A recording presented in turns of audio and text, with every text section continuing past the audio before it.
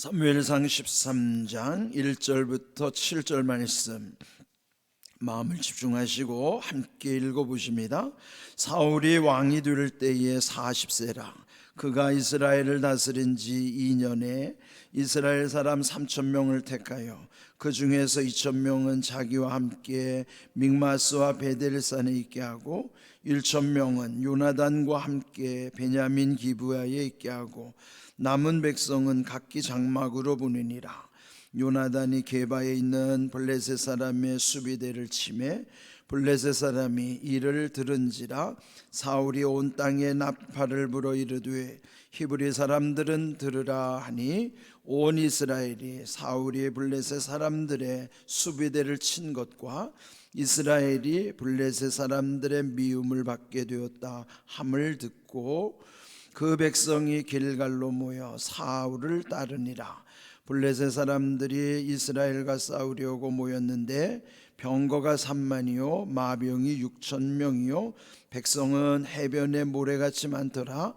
그들이 올라와 벳아웬 동쪽 믹마스에 진침해 이스라엘 사람들이 위급함을 보고 절박하여 굴과 숲풀과 바위 틈과 은밀한 곳과 웅덩이에 숨으며 어떤 히브리 사람들은 요단을 건너 갓과 길르앗 땅으로 가되 사울은 아직 길갈에 있고 그를 따른 모든 백성은 떨더라.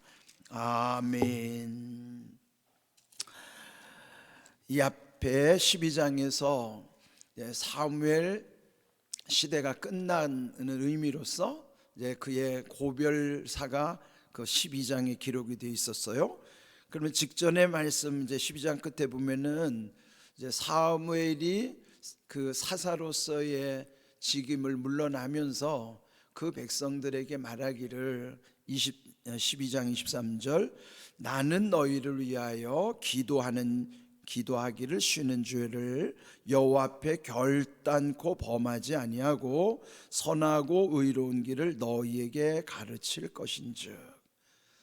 여러분, 여기서 사무엘이 말한 것은 기도하기를 쉬는 죄를 하나님 앞에서 결코 범하지 않을 것이다. 우리가 전에 이 말씀처럼 기도 쉬는 것을 죄로 여긴다는 것이 그게 쉽지 않죠. 그런데 사무엘은 기도 쉬는 것이 죄라는 것을 그걸 우리에게 일러주시는 거예요. 사실 우리가 기도를 쉬면요 하나님과 점점 멀어지게 돼 있어요. 그래, 우리가 숨을 멈추면은 죽을 수밖에 없는 것처럼 기도가 끊어지면 영적으로도요 하나님과 단절되는 거예요. 그래서 이 사무엘이 이 강조하는 것이 끝까지 기도를 자기 스스로도 놓지 않겠다 하는 것은 이 말씀을 듣는 우리에게도 우리 삶에 있어서 정말 중요한 것은 기도는 호흡과 같은 것이에요. 끊어지면 안 돼요. 기도를 쉬는 죄 범하지 않고 그러면서도 선하고 의로운 길을 또한 너희들에게 가르칠 것이다. 그러니까 끝까지 포기할 수 없는 은퇴를 하더라도 포기할 수 없는 우리 성도들에게 있어서 정말 중요한 것이 기도 쉬지 않는 것, 그리고 또 선하고 의로운 길을 또 후대들에게 보여주는 것. 그것은 우리가 하나님 앞에서 은혜 받은 자로서는 늘 잊지 말고 유념해야 되는 말씀입니다. 그 다음 그 앞에서 또 강조했던 게 또 여호와께서 너희를 위하여, 사무엘도 그 백성을 위하여 기도 쉬지 않겠다고 약속했지만은 또 그들이 잊어버려서는 안 되는 것은 하나님께서 너희를 위해서 행하신 그 큰 일을 생각하여 오직 하나님만 경외하고 너희 마음을 다하여 진실이 하나님만 섬겨라. 그는 섬기라는 의미는 한마디로 말씀하면 예배라는 뜻이에요. 그러면은 사무엘이 그 강조하는 게 기도 예배예요. 그러니까 성도에게 있어서 하나님과의 관계에서 본질은 변하면 안 되는 것이, 그 본질은 기도와 예배예요. 그러니까 여러분 예배를 쉽게 생각하면 안 되잖아요. 예배는 타협의 대상이 아니에요. 그래서 늘 우리가 영적 호흡인 기도와 또 하나님을 섬기는 이 예배 속에 우리의 마음이 항상 집중이 되어야 한다. 그 말씀을 이제 12장 강조하면서 13장으로 지금 넘어오는 겁니다. 그러면서 오늘 읽은 이 13장이 결국 사무엘의 시대 이후에는 사울 왕, 이스라엘의 이제 사사 시대가 끝나고 왕권 시대가 되는데 그때 첫 번째 왕이 사울이죠.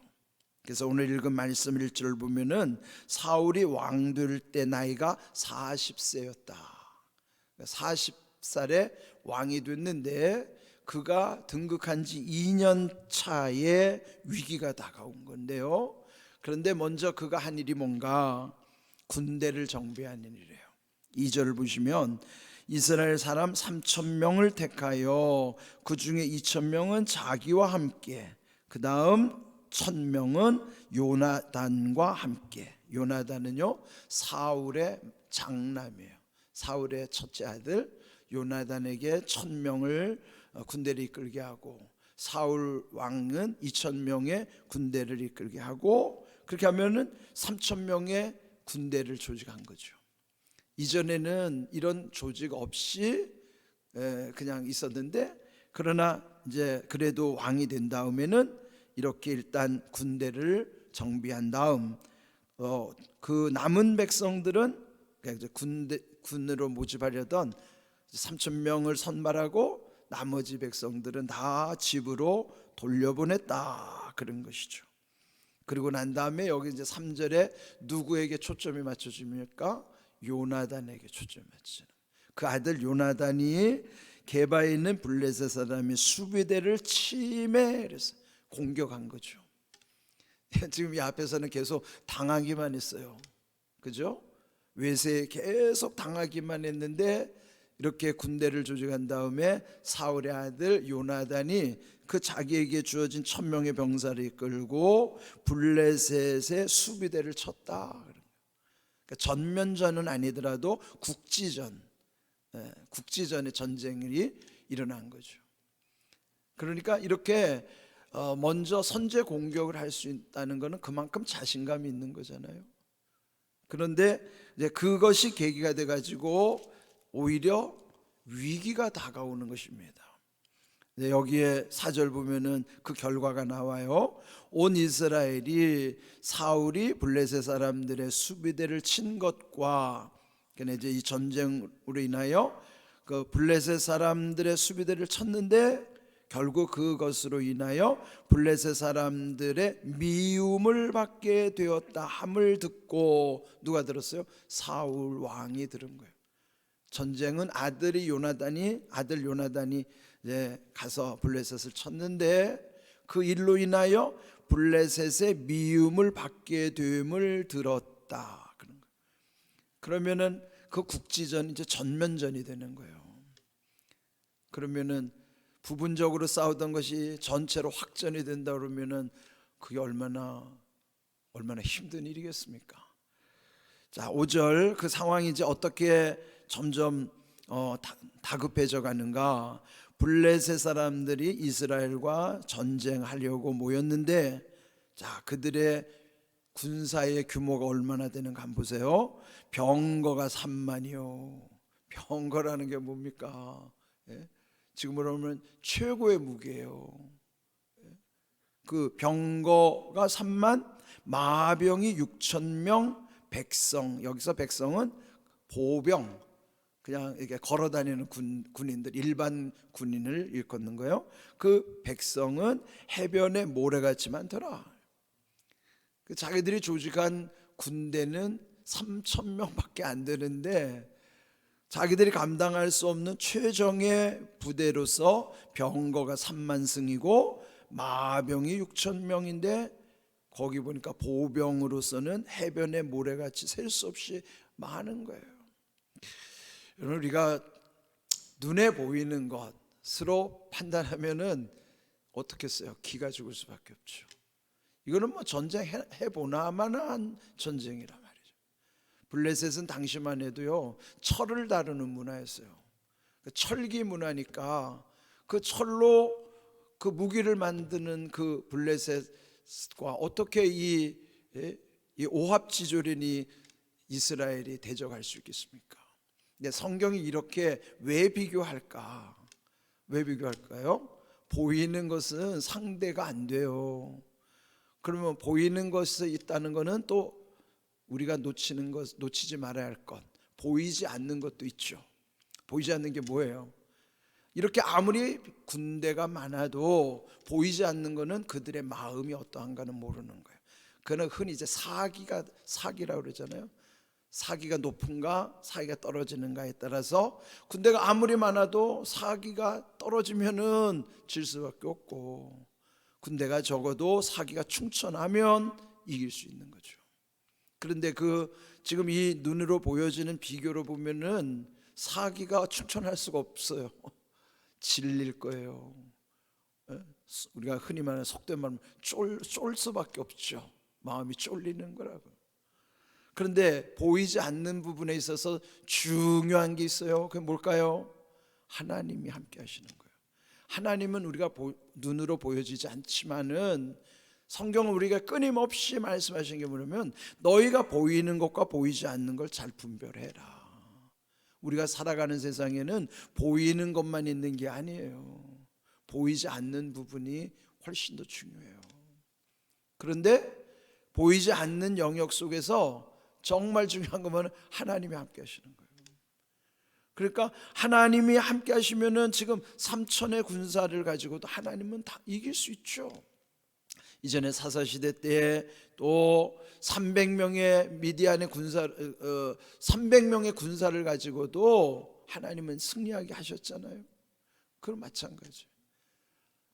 우리 항상 잊지 말아야 될 것은 여기에서 눈으로 보이는 것에 비교하는 걸로 보면은 결국은 우리 이길 수 없어요.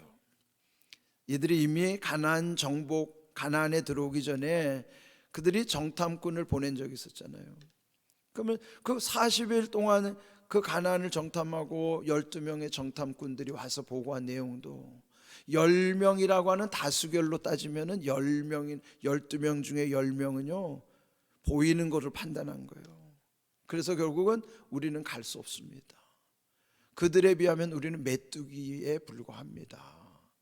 그런데 갈렙과 여호수아 두 사람만이 우리는 이길 수 있습니다. 그들은 우리의 밥입니다. 왜 그랬을까요?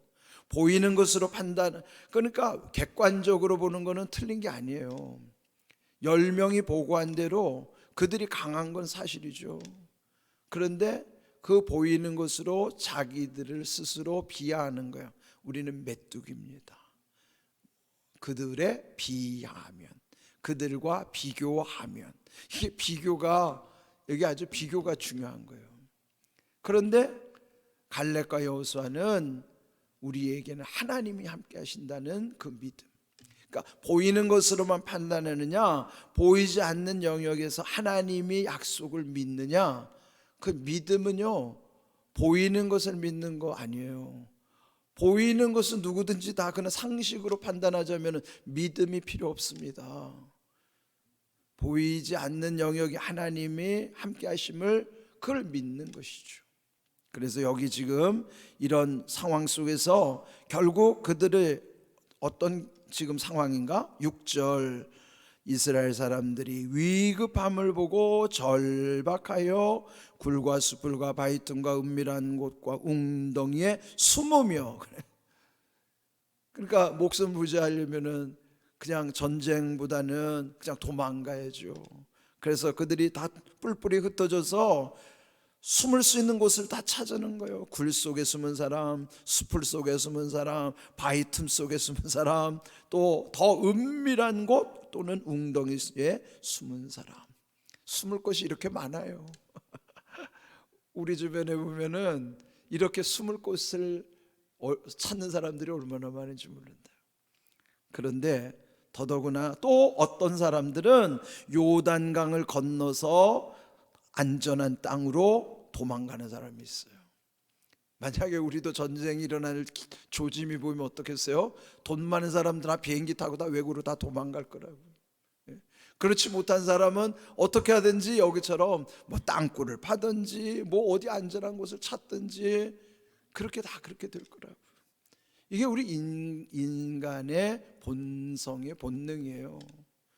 이렇게 위급하고 절박한 상황에서 할 수 있는 게 뭐예요? 숨는 것이고 결국 그렇게 해서 7절 끝에 보면 모든 백성이 떨더라. 그 뭐예요? 모든 백성이 두려워한 거예요. 숨은 거는 두렵기 때문인 것이죠. 지금 이런 상황이에요. 그를 오늘 제목처럼 위급함을 보고 절박하여. 위급이라는 거면 위라는 거는 위태롭다, 위험하다는 뜻이고 급하다는 건 시간이 없다는 거예요. 우리 인생에 보면은 위급하죠. 항상 위태롭고 위험하고 시간이 없어요. 그러니까 위급한 건 뭐 사실이죠. 그래서 절박할 수밖에 없다. 위급하고 절박한 상황에서 나타나는 현상이 여기서 오늘 성경이 우리에게 보여주는 거예요. 그게 뭐예요? 숨거나 두려워하거나. 숨는 것은 두려우기 때문에 숨는 것이죠. 이게 결국 누구 모습이에요? 내 모습이고 우리 모습이란 말이에요. 그 사람들만의 모습이 아니라 모든 인간의 본능이란 말이에요. 우리도 별 수 없고 우리도 지금 이렇게 위급하고 절박한 상황에서 우리가 할 수 있는 거는 숨으려고 하거나 모두가 두려워서 떨 수밖에 없는 상황이란 말이에요. 왜 이런 것을 보여주실까요? 하나님이 함께 하신다는 것을 잊어버리지 말고 보이는 것 가지고 판단하지 말고 보이지 않는 하나님을 늘 기억하라는 거예요. 사방이 다 막혀 있죠. 앞으로도 양옆으로도 뒤로도 갈 수 없는 정말 도가내든 쥐처럼 다 사방에 꽉 막혀 있어요. 근데 과연 막혀 있을까요? 아닙니다. 하나님은 항상 위를 열어놓으신 거예요. 우리의 환경은 막힐 수 있어요. 앞에도 막히고 옆에도 막히고 뒤에도 막혀서 사방이 다 막혀서 어디로 가야 될지를 모를 때 있죠. 그런데 하나님은 절대로 위를 막아놓지 않아요. 그럼 우리는 위가 막히지 않았으면은 포기할 것도 아니고 절망할 것도 없어요. 위를 왜 열어놓으셨을까요? 위는 하나님과 소통하는 거예요. 방향을 잘 잡으셔야 돼요. 전후좌우만 살피지 말고 위를 바라보란 말이에요. 그래서 골로새서 3장 1절 말씀처럼 그리스도와 함께 다시 살리심을 받은 사람들은 위의 것을 찾으라. 위의 것을 생각하고 위의 것을 구하라는 거예요. 그 위에는 뭐예요? 하나님이 항상 위를 열어놓으시기 때문에. 그런데 위를 바라보지 않으면은 그저 앞만 보고 그냥 살아가는 사람들은 위가 안 보여요. 항상 기억하십시오. 하나님은 위를 열어놓고 계신다. 그래서 우리가 늘 기억해야 될 것, 인생의 현실을 직시하면서 우리도 별 수 없다. 우리도 결국 이런 상황이지만 그러나 무엇이 다른가? 하나님이 함께 하심을 우리에게 약속해 주신 것과 위를 바라보러 가시는 말씀, 위가 항상 열려져 있다는 것, 온갖 좋은 은사와 온전한 선물은 다 위로부터 빛들의 아버지께로부터 내려주신다고 말씀하셨어요. 위로부터 주시는 거예요. 위를 열어놓으셨다는 사실. 그래서 우리가 기도하는 거예요. 이런 귀한 은혜, 이번에 사경회를 통해서 우리 많이 깨달았잖아요. 별로 깨닫지 못한 사람은 그냥 매직 그 마술하는 것만 남는 사람들 있을 거예요.